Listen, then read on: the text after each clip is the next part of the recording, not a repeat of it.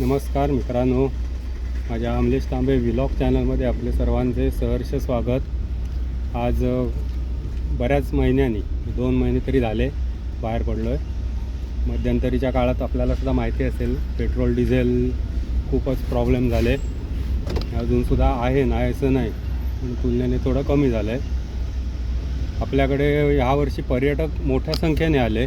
रत्नागिरी, सिंधुदुर्ग 2 जिल्ह्यामध्ये पर्यटकांची संख्या खूप होती यावर्षी, आणि त्याच्यामुळे पेट्रोल, डिझेल किंवा CNG यासाठी तुटवडा भरपूर निर्माण झाला। सप्लाय कमी होत होता, डिमांड जास्त होती। त्याच्यामुळे ह्या तिन्ही गोष्टी खूप कमी प्रमाणात इथे अवेलेबल होत्या। त्यामुळे मी सुद्धा मग बाहेर पडलो नाही। आता जरा पर्यटक पुन्हा आपापल्या घरी स्थिरावले, मी बाहेर पडतो आहे। तर आजच्या व्हिडिओमध्ये आता आपण नेहमीप्रमाणे रत्नागिरी ते हातखंबा हा पहिला व्हिडिओ करणार। पुढचे व्हिडिओ आहेत ते नॅशनल हायवे 66चे अपडेट्स मी तुम्हाला देईनच, त्यामुळे व्हिडिओ शेवटपर्यंत बघा। टप्प्याटप्प्याने मी व्हिडिओ टाकणार आहे। माझे व्हिडिओ आपल्याला आवडतात, त्याबद्दल आपण चांगल्या कमेंट्स करता, आपल्या सर्वांचा मी आभारी आहे। आणि असंच सपोर्ट भविष्यातही मिळेल अशी आशा बाळगतो आणि ह्या व्हिडिओला सुरुवात करतो। नेहमीप्रमाणे आपण आता परटवण्यापासून हा व्हिडिओ सुरू करणार आहोत। नॅशनल हायवे 166 रत्नागिरी म्हणजे मिर्या बंदर ते नागपूर असा हा हायवे। तर त्याचं काम अगदी सुरुवातीला या पहिल्या टप्प्यामध्ये आपलं होईल। चेक करूया आपण काय काय अपडेट्स आहेत ते मी तुम्हाला देतो। आता ह्या व्हिडिओमध्ये आपण परटवण्यापासून सुरुवात करतो आहे, आणि परटवण्याचा जो सुरुवातीचा भाग आहे जिथून आपण नेहमी व्हिडिओची सुरुवात करतो, इथे तसं काम अजून थोडंसं रेंगाळलेलंच आहे। फार काही स्पीड दिसत नाही इथे, आणि काही नाही मला अशी जी दिसत आहेत कारणं, त्यातलं एक कारण याच्यामधलं की इथे अंडरग्राऊंड केबल भरपूर आहेत। कदाचित त्या केबलचं आता काय करायचं हा एक प्रश्न असू शकतो। अनेकांच्या इथे अंडरग्राऊंड केबल आहेत, पाण्याच्या पाईपलाईन पण इथनं गेलेल्या दिसत आहेत। हे सगळं जे काम आहे ते करताना त्या केबलचा पण विचार नक्कीच करावा लागणार आहे। असो, तर इथे मात्र सुरुवातीचा हा भाग लवकर होईल याची काही गॅरंटी दिसत नाही, वेळ लागणार याला। इथे डाव्या हाताला मागच्या व्हिडिओमध्ये पण आपण पाहिलं होतं, लेवल खाली म्हणजे जरासं फोडून लेवल सारखं काहीतरी केलं होतं, पण अद्याप पुढे तिथे काही प्रगती नाहीये दिसत। पुढचा भाग आता काय काय झाले बघू आपण। मला वाटतं मी जानेवारीमध्ये व्हिडिओ केला, एप्रिलमध्ये मी व्हिडिओ केला, त्याच्यानंतर मी बाहेरच नाही पडलोय। गाडी तशीच उभी आहे, पण मगाशी मी सुरुवातीला सांगितलं कारण पर्यटक भरपूर आले, त्याच्यामुळे नाही म्हटलं तरी फ्युएल सप्लाय कमी झाला तुलनेने। आणि पर्यटकांचं कसं होतं, दिवसा फिरायचे आणि रात्री रांगेत उभे राहायचे किंवा दुपारचे वगैरे पण रांगेत उभे राहायचे। 3-3 तास लाईन लावल्यानंतर फ्युएल मिळत होतं, म्हणजे CNG ला वगैरे तर 3-3 तास रांगा होत्या। असो, त्यात ते इराण अमेरिका युद्ध सुरूच आहे तिकडे, कोण थंड होण्याचं नाव घेत नाही। त्याचे नाही म्हटलं तरी जागतिक स्तरावर परिणाम दिसतातच आहेत, त्याला कोणीच काय करू शकत नाही।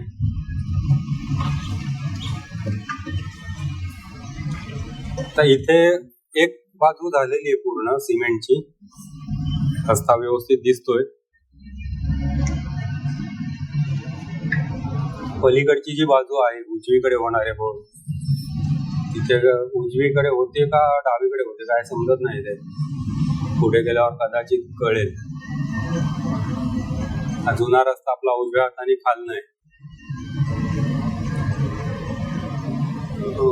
इथे इथे इथे उजवीकडनं होणार आहे, आणि समोरनं येणारी जी बाजू आहे उजवी बाजू, ती आता या उजवा जो डोंगर आहे तिकडे कुठेतरी कनेक्ट होणार। आपण जातोय लेफ्ट साइड अशी सरळ गेली, थोडा तिकडचा भाग तो राहिलाय।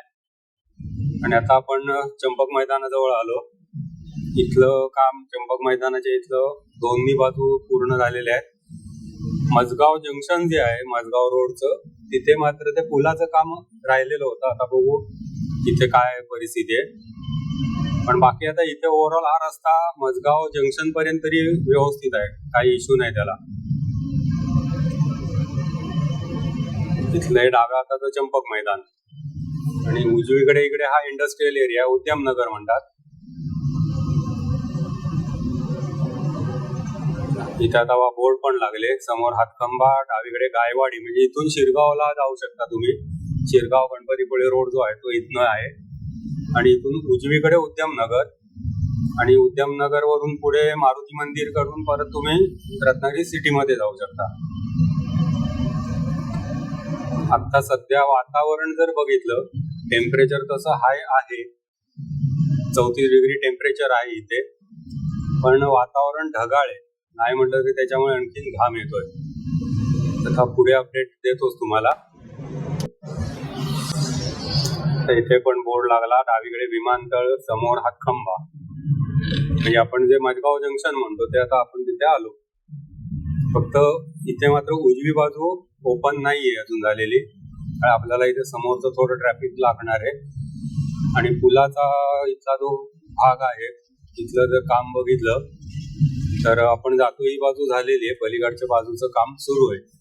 हे आता आलं जंक्शन, डावीकडे एअरपोर्ट रोड, तोच उक्षी मार्ग पण आहे. उक्षी मार्गे तुम्ही नॅशनल हायवे 66 ला डायरेक्ट कनेक्ट होऊ शकता इथून. आणि उजवीकडून इथे तुम्ही मारुती मंदिरला जाऊ शकता रत्नागिरी सिटीसाठी. आपण जाणार सरळ साळवी स्टॉपकडे. हा मधला थोडा पॅच राहिलेला आहे.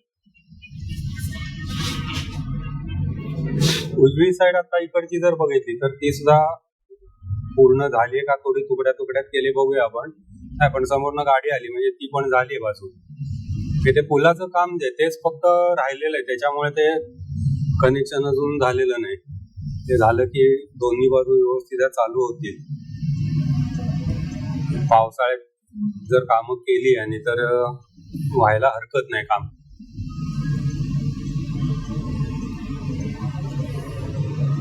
इथे डावीकडचा मधला पॅच व्हायचा अजून, पण आपण जातोय तो रस्ता मात्र अजून व्यवस्थित आहे, त्यामुळे काय आपल्याला काळजी करण्याचं कारण नाही.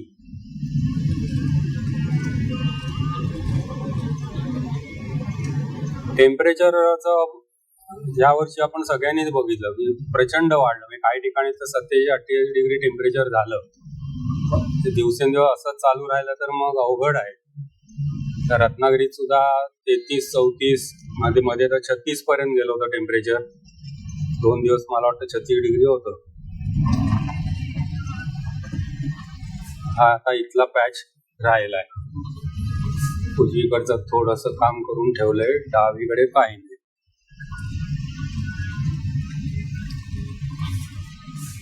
HP गॅसवाले महाशय फोनवर गप्पा मारत एवढा मोठा लढदूट ट्रक चालवत आहेत. तेवढं स्किल असेल ना त्यांचं.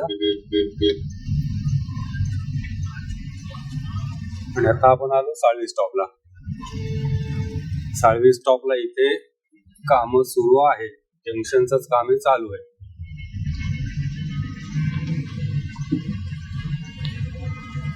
उजव्या हाताला दिसतंय चिरायू हॉस्पिटल, डॉक्टर चव्हाण यांचं हॉस्पिटल.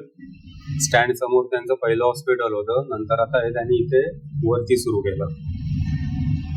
गुलमोहर बहरलाय, त्यामुळे माझं आवडीचं गाणं लगेच डोक्यात आलं. गुलमोहर गर तुम्हारा नाम होता, किशोरदानी गायलेलं गाणं आणि राकेश रोशन वरती फिल्मिंग झालेलं. हा JK फाइल्स परिसर. JK फाइल्स आता नामशेष झाली, काही त्याचं शिल्लक नाही. नाही म्हणाला इथे शोरूम होतं त्यांचं तेवढं आहे. इथे डावीकडे CNG पंप आहे महानगरचा. मध्ये हा ज्यावेळी सगळा प्रॉब्लेम सुरू होता त्यावेळी ती रांग जी होती ना गाड्यांची, ती आता डाव्या हाताला बघा हे मोठं झाड दिसतंय त्याच्याही पुढे गेली होती. हा पुढचा जो गुलमोहर आहे ना तिथपर्यंत लाईन होती. मी एकदा आलो होतो बघ, म्हटलं सहजासहजी मिळाला तर भरून घेऊ, पण बघितलं जवळजवळ 60 गाड्या होत्या. म्हटलं का आपला नंबर इथे लागण्यातला नाही, घर गाठलं सरळ. म्हणजे किमान 3 तास तरी गेले असते. आणि पलीकडनं रिक्षाची लाईन आणि इकडनंही कारची लाईन.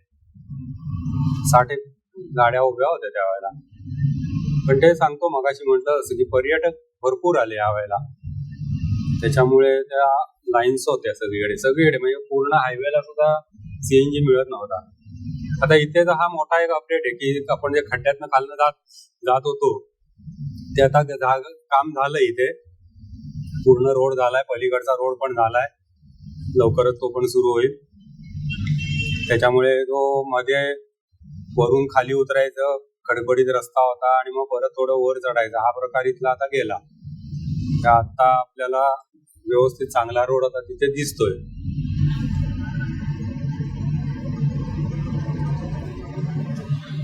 इथे पलीकडची बाजू मात्र अजून नाही चालू करून दिली, त्यामुळे एकच साइड सुरू आहे.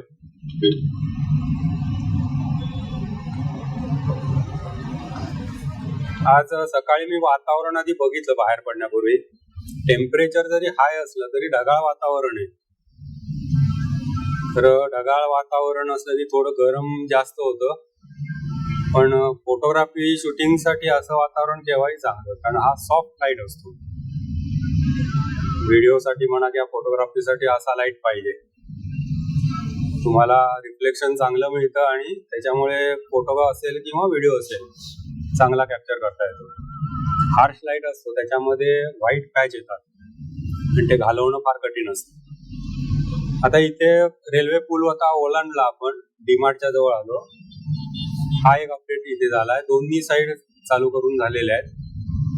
कुवारबावला आता बघूया काय होतंय, पण हा इथला आता अपडेट, दोन्ही बाजू ओपन झाले आहेत, 4 लेन चालू आहे. कुवारबावच्या इथे मागे मी अनेक व्हिडिओ 2-3 व्हिडिओ मध्ये तरी सांगितलं की ब्रिज करणार अशी बातमी आहे. आता त्या दृष्टीने काय हालचाल सुरू झाली का आपल्याला बघता येईल. हा मधला जो पॅच सगळा सोडलाय ना, इथे ब्रिज व्हायचा अशी बातमी होती. म्हणजे हे 2 बाजूला जे सिमेंटचे रस्ते दिसतात हे साईड रोड ठेवायचे आणि हा मधला जो हा मोकळा जो सगळा पॅच आहे इथे ब्रिजचं कन्स्ट्रक्शन व्हायचं असा तो मध्ये मी ऐकलेला प्लॅन. याचा फायदा असा होणार आहे की ब्रिजच्या काम सुरू असताना बाकी ट्रॅफिकला अडथळा होणार नाही, कारण 2 रोड 2 साईडनी व्यवस्थित चालू झाले. असो भविष्यात समजेल, कारण अजून खड्डे बिड्डे मारायला काय कुठे दिसत नाहीये सुरुवात झालेली. त्यामुळे इथला एक हा चांगला दिलासा देणारा अपडेट आहे. दोन्ही साईड चालू आहेत आणि आपल्याला पहिल्यांदा इथे जो ट्रॅफिक वगैरे हा जो सगळा त्रास होता तो नाही, आणि पावसाळ्यामध्ये जे खड्डे पडून आपल्याला थांबून जायला लागत होतं ते आता या पावसाळ्यात होणार नाही. रेल्वे स्टेशन जवळ आता आपण आलो बोलत बोलत. डाव्या हाताला इथनं रेल्वे स्टेशन. इथे आपल्याला बघायला मिळते आता व्यवस्थित दोन्ही साईड ओपन आहेत, 4 लेन चालू आहेत. डायव्हर्जन जे पहिल्यांदा होतं ते आता काही नाही.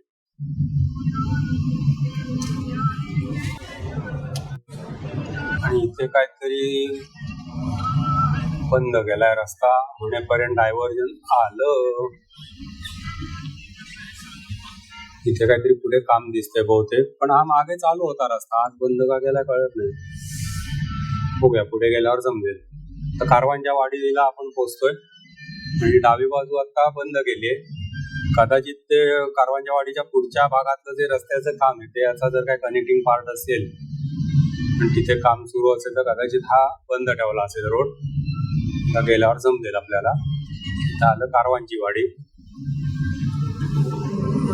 पूर्वी बाहेर जाताना ही आठवण होती, म्हणजे इथलं आकाशवाणी केंद्र, रिले सेंटर. इथून आकाशवाणीचे कार्यक्रम जे आहेत ते प्रसारित व्हायचे. त्यांचा स्टुडिओ आहे तो शहरामध्ये, म्हणजे किंवा पॅलेस रोडला आहे, आणि इथे होतं ते रिले सेंटर होतं. हे बघा इथे काहीतरी कामाचं दिसतंय, त्यामुळे पुन्हा आता आपण सिंगल साइड वरती आलो. ही जी आता साईड सर्व्हिस रोड म्हणतो आपण, तो आता ओपन करून दिलाय ट्रॅफिकसाठी. आणि पलीकडे काहीतरी आता कामं चालू आहेत त्यांची. तिथे मंदिराच्या इथलं पुलाच्या कामाची काहीतरी सुरुवात दिसते.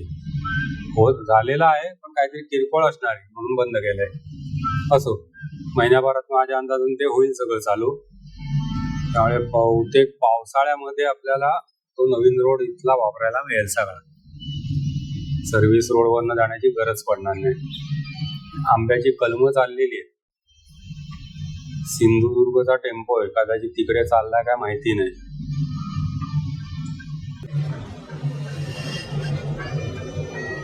फक्त आता काय होणार आहे, महालक्ष्मीचं जे मंदिर आहे ते वरनं आपण जातो त्यावेळेला नीट दिसणार नाही, खाली जाणार ते.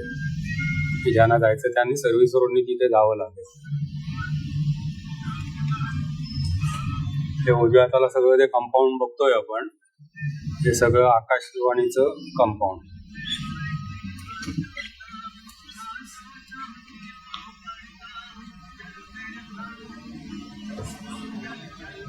इथे त्यांचं ऍक्च्युअली पुढे कंपाऊंड होतं, हे सगळं आता ॲक्वायर झालं. हा जो सर्व्हिस रोड आता आपण जातोय हा त्यांच्या हद्दीत होता, त्यांची मालमत्ता होती. इथे अंडरपास व्हायचा आहे, बहुतेक ते काम आहे म्हणून तो अजून पॅच करायचा राहिलाय. थांबलंय काम पुढचं.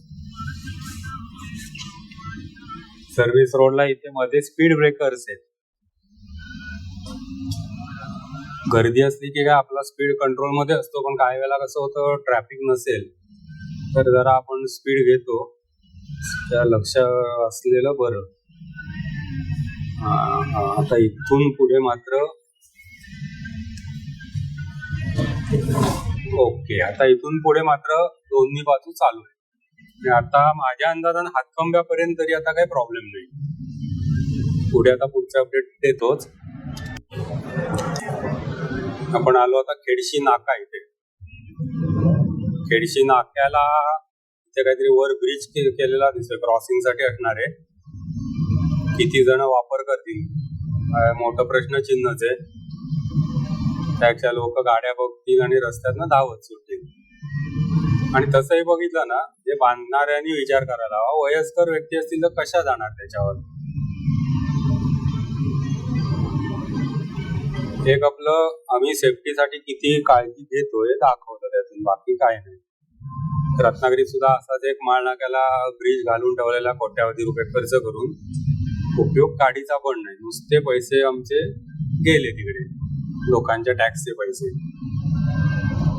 आणि आपला जिव्हाळ्याचा पॉइंट आला, चांद सूर्या पॉइंट.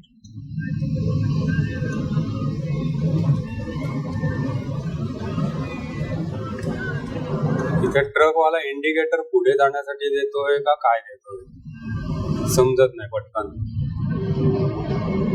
तर तू तुझ्या लेन मधनं चाललायस तर जा ना बाबा, इंडिकेटर कशाला मारतोय.